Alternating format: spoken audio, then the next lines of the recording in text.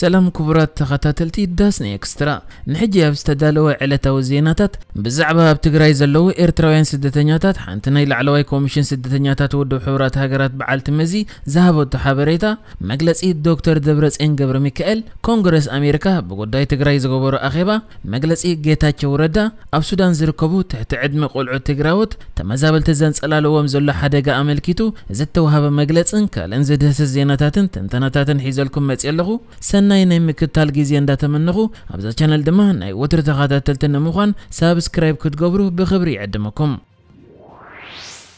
እዚ ሕጂ ኣብ ክልል ትግራይ ተፈጢሮ ዘሎ ኩናት ካብ ዝጅምራት ሒዙ ከምቲ ሲቪላውያን ተቐመጥ ትኽልል ገዳይ ኮይኮነ ዝፍራሕ ዝነበረ ኣብቲ ክልል ኣብ 4 ማዓስከር ስደተኛታት ዘለው ክሳብ 96000 ዝበጽሑ ኤርትራውያን ስደተኛታት ውን እቲ ሓደጋ የንጸላለዎም ከም ዘሎ ተገሊጹ ነይሩ እዚ ኸኣ ናብቲ ክልል ዝኣቱ ኩሉ ሰብኣዊ ቀረባት ብመንግስቲ ፌደራል ድሕሪ ምዕጻው እዞም ኤርትራውያን ስደተኛታት ውን እቲ ብመንገዲ ላዕለዋይ ኮሚሽን ስደተኛታት ውድብ ሕብራት ሃገራት ዝቕረበሎም ዝነበረ ሰብኣዊ ቀረባት ክስእኑ بزيناي مغب حاجز كا نوح كغبريام تجديدم زركبو اتذكى زلو كينات كا ابتنسم زنبرو لزلو معسكرات بمئتاو لعلواي كوميشن ودب حبرات هاجرات نزوم ايرتراوያን ስደተኛታት አመልኪቱ ሻቆሎቱ ካብ መግለጽ አይعرفني ዘላ ኣብ ኢትዮጵያን ለዓለዋይ ኮሚሽን ውድብ ሕብራት ሃገራት ወኪላት ተሰርሕ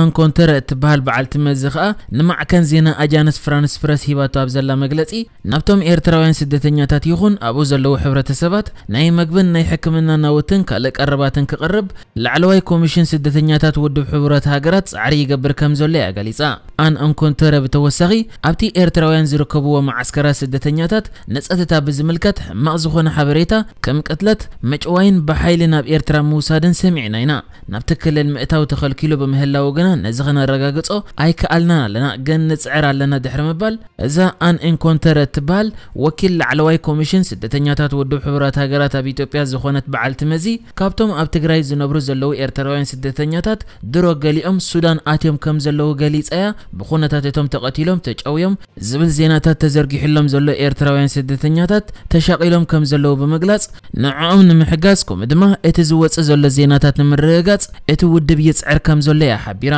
كم ذكر حلفي لعلواي كوميشن سدتنياتات ودب حبرات هاجرات زخونه فيليبو غراندي اندحرتي ኤርትራውያን ስደተኛታት بحيلنا بኤርትራ ተመሊሶም ዝብል ዘሎ ዜናታት حق ኮይኑ እቲ ተግባራት ዓለማዊ ሕግታት ዝጥሕስ ከቢድ ገበን ክብል ይገልጽዎ ዝነበረ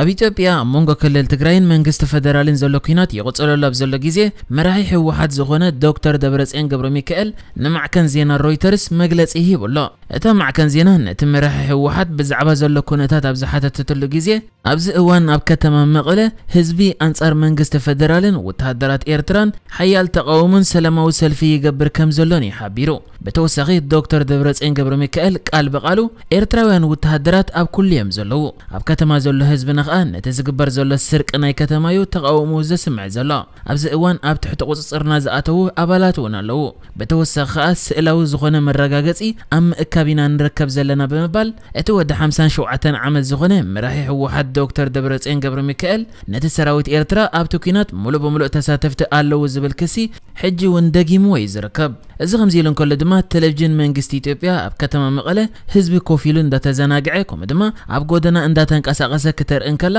በመንግስት ፌደራል ነቲ ክልል ክመርሕ ዝተሸየመ ዶክተር ሙሉእ ነጋኻ ኣብቲ ክልል ኩነታት ሰላም ይዘሎ ክብል ተዛሪቡ ከም ዝፍለጥ ትማሊ ኣብ ማሕበራዊ ገጻት ኢንተርኔት ኣብ ጎደናታት መቐለ የእማን ተደርቢዩ ከም ድማ መንገድታት ተዓጊቱ ዘርኢ ስእልታት ተዘርጊሑ ዝተርኣየ ኮይኑ ኣብቲ ክልል ግና ከሳብ ሕጂ ዘይሻራውያን ናጻ ማዕከና ዜና ከኣትዋ ዘይተፈቅደ ዘሎ በመኾኑ እቲ ዘሎ ኩነታት ንምርጋጽ ከቢድ ኮይኑ ከም ዘሎ ይዝግለጽ ነዚ ዶክተር ደብረጽዮን ገብረ ሚካኤል ንማዕከን ዜና ሮይተርስ በመንገድ ጽሑፍ ዝሃቦ መልሲ አመልኪታ ወሃቢት ቀዳማይ ሚኒስትር ኢትዮጵያ ዝኾነት ቢልየነ ስዩም ንማዕከን ዜና ሮይተርስ በዛዕባ ዘይተረጋገጸ ናይ ጽሑፍ መልእኽታት አመልኪታ መልሲ ክትህብ ፈቃደኛ ከም ዘይኮነት ያገሊጻ ካልእ ትማሊ ኮንግረስ አሜሪካ በዛዕባ ዚ ኣብ ትግራይ ዘሎ ኩነታት አመልኪቱ መርትዖ ክእክብ ምእንቲ ሓደ ኣኼባ ገይሩ ነይሩ ኣብታ ኣኼባ ኸኣ ካብ ኢትዮጵያውያን ሰብ ሞያ መርትዖታት ኣብ ዝሰምዓሉ ዝነበረ ግዜ መብዛሕትኦም እቶም ኣባላት ኮንግረስ በዛዕባ ኣብ ትግራይ ዘሎ ኩናት ሓያል ዝኾነ ሻቆሎት ከም ዘለዎም ክገልጹ እንከለው ኣባል ሰልፊ ሪፐብሊካን ዝኾነ ክሪስ ስሚዝ ኣብ ዝሃቦ መግለጺ ኸኣ እዚ ሕጂ ዘሎ ኩነታት ኣሰካፈ ኩነታት እዩ ርእሰ ከተማ ትክልል ተታሒዛ ማለት እቲ ዘሎ ጎንፂ ተወዲኡ ማለት ኣይኮነን እዚ ዘሎ ኩነታት ከኣ ናውግ ሓድሕድ ከይምዕብል ንሕና ብጣዕሚ ተሻቂልና ኣለና ብምባልዩ ተዛሪቡ ኣብቲ ዝነበረ ዘተ ከኣ ዝበዝሑ ካብቶም ኣባላት ኮንግረስ እቲ ዘሎ ኩነታት ትግራይ ካብዚ ዘለዎ ንላዕሊ ገዲዱ ዝኸፍአ ኩነታት ከይፍጠር ስግኣት ከም ዘለዎ ገሊፆም እዮም ኣሜሪካ በቲ ዘሎ ናይ ትግራይ ኩነታት ተሻቂላ ከም ዘላ ዘመልክት መግለፂታት ዘውፅኡ እዚ ከምዚ ኢሉ እንከሎ ድማ ኣባል ፈጻሚ ስራሕ ህወሓት ዝኾነ ጌታቸው ረዳ ገይርዎ ኣብ ዘሎ ቃለ መሕተት ቀዳማይ ሚኒስትር ኢትዮጵያ ዶክተር አብይ አሕመድ እቲ ውግእ ተዛዚሙ እዩ ስለ ዝበለ ተዛዚሙ ማለት ከም ዘይኮነ ኣብዚ እዋን ከኣ ዝተጀመረ ውግእ እምበር ዝተዛዘመ ከም ዘየለ ክገልጽ እንከሎ ነከተማ መቐለ ከኣ ብገዛእ ፍቓዶም ከም ዝገደፍዋ ኣብ ከተማ ተዋጊኦም ዕንወት ክስዕብ ስለ ዘይደለዩ ከምኡ ከም ዝወሰኑ ኣፍሊጡ ንሱ ኣብቲ መግለፂኡ ወሲኹ እቲ ዝገብርዎ ዘለዎ ቃልሲ ኣብ ደገፍ ህዝቦም ዝተመርኮሰ ከም ዝኾነ እንድሕር ኣድላይ ኮይኑ ከኣ ኩሉ ናብ ኩናት ኣትዩ ክቃለሰሉ ዝኽእል ኩነታት ክፍጠር ከም ዝኽእል ብምግላጽ እዩ እቲ ኩናት ገና ቀጻሊ ከም ዘሎ ሓቢሩ ዝርከብ ካልእ ቀዳማይ ሚኒስትር ኢትዮጵያ ዶክተር አብይ አሕመድ ወታደራት ፌደራል ንመቐለ ክኣትው እንከለዉ ጥራይ ዘይኮነ ኣብቲ ውግእ ጠቕላላ ሲቪላዊ ሰብ ዝበሃል ኣይተጎድአን ክብል መግለፂ ሂቡ ነይሩ እዚ ከምዚ ኢሉ እንከሎ ግና ኣብ ከተማ መቐለ ዘሎ ጨንፈር ዓለማዊ ማሕበር ቀይሕ መስቀል ኣብታ ናይታ ከተማ ሆስፒታል ዓይደር ህይወቶም ዝሰኣኑ ብዙሓት በምህላዎም ዋሕዲ ሬሳታት መቐመጢ ቦርሳታት ከም ዘጋጠመ ከምኡ ድማ ዝተጎድኡ ዓቐኖም ብዝሕ ዝበለ ብምዃኑ ዋሕዲ ናውቲ ሕክምና ኣጋጢሞም ከም ዘሎ ይገሊጹ ነይሩ ማዕከን ዜና ሮይተርስ ከም ዝገልጾ ድማ ኣብዚ ኩናት ዘይሻራውያን ማዕከናት ከኣትዋ ዘይተፈቕደ ዘሎ ብምዃኑ እቲ ብክልቲኦም ወገናት ማለት ብወገን ህወሓትን ፌደራል መንግስትን ዝወፅእ ዘሎ ዜናታት ንምርግጋጽ ከቢድ እኳ እንተኾነ ኣብቲ ኩናት ግና በሽሓት ዝቑፀሩ ሰባት ህይወቶም ስኢኖም ክኾኑ ከም ዝኽእሉ እዩ ግምታት ከም ዘሎ ተገለጽ